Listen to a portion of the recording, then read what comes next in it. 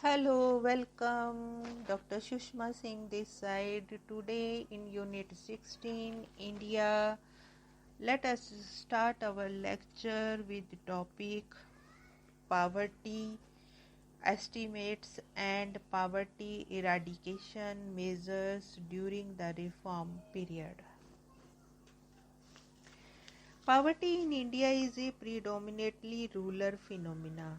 More than three-quarters of poor people in India live in rural areas. Also, there is wide variation in poverty across different states. Moreover, progress in reducing poverty is also very uneven across different regions. Based on the data collected by the Economic Survey, Dev and Renade makes a comparison of poverty situation in the pre and post reform periods.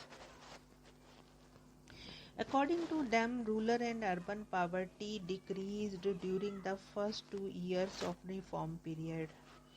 The phenomena of faster decline of rural poverty in 1980s have been halt in the post-1991 period. There has been a decline in absolute number of poor in 1980s.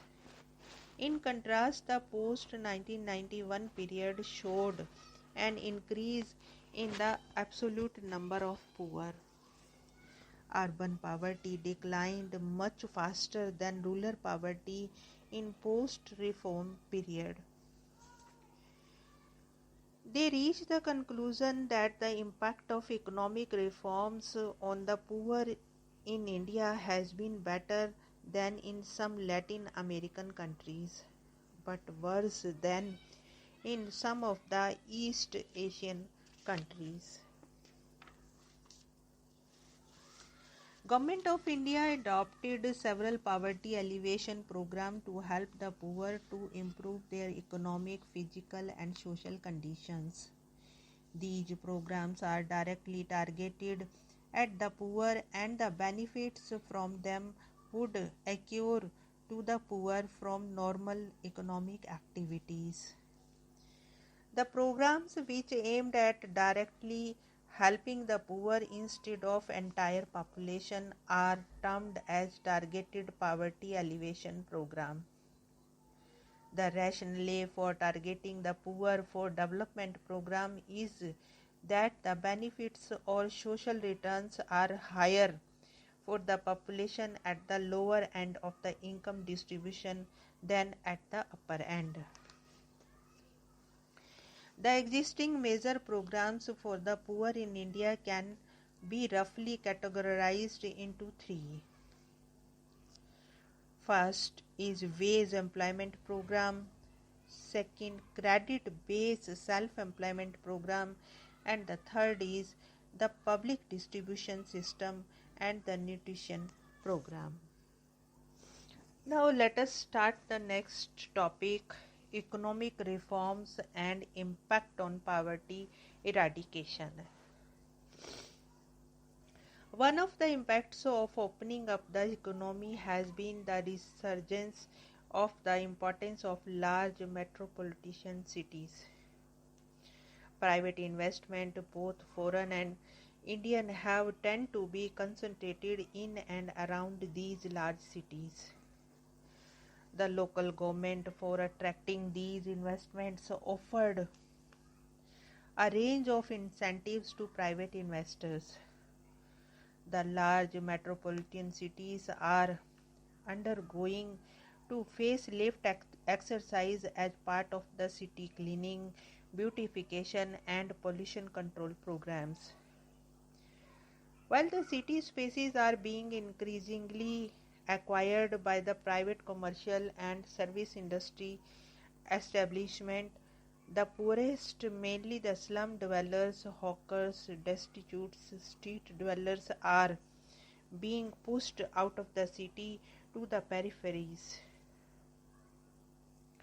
The city peripheries are getting degenerated with low value employment, poor living conditions, thus making the lot of the urban poor worse. Opening up in the developing economies was primarily visualized as a mechanism where trade would function as an engine of growth, and the fruits of growth would trickle down to the poor. However, the results has been mixed, with many countries observing widening inequality in their economies contrary to the conventional trade theory prescriptions. The internationalization of trade has opened up vistas for globalization of production, creating profound changes in the labor market, such as widening wage disparity, increasing contractualization of work, skill based segregation of work, etc. As per the 1991 census, 90% of the Indian workforce is in the unorganized sector. There is hardly any legal backing, social spending, or any form of support to this class of workers who are the poorest among all groups of the workers.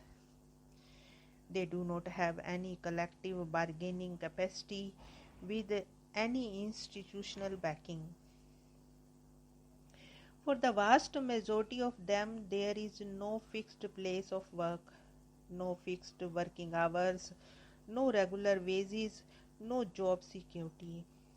Thus, they have become one of the most vulnerable to poverty.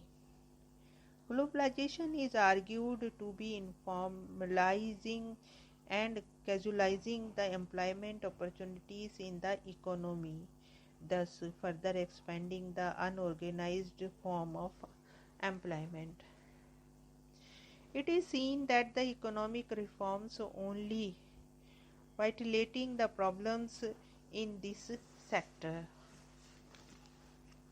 The social sector spending is proportional to GDP had been stagnant in the 1990s, and there has been a definite shift away from rural development.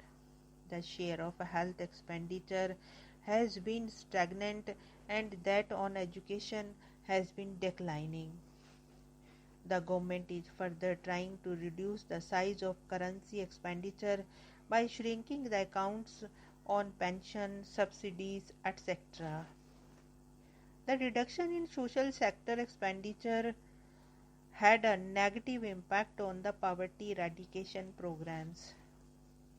Though the poverty has declined at macro level, with a significant decline in the proportion of people living below the poverty line from 51.3% in 1977 to 1978 to 28.1% in 1999 to 2000. There are wide rural urban and interstate disparities in the improvement pattern. In 1999 to 2000, Bihar and Odisha continued to be the two poorest states. In 1999 to 2000, 20 states and union territories had a poverty ratio below the national average. The 10th Plan 2002 to 2007 has set a target of reduction in poverty ratio by 5% point to 19.3% by 2007 and 15% point by 2012. The targets for rural and urban poverty in 2007 are 21.1% and 15.1% respectively. Closely related to poverty is the issue of unemployment. There are large interstate differential in unemployment. During the period 1993 to 94 to 1999 to 2000, growth in employment was highest in Haryana, followed by Gujarat, while Kerala recorded the least growth of only 0.7%. Here we want to close this lecture. Thanks for listening.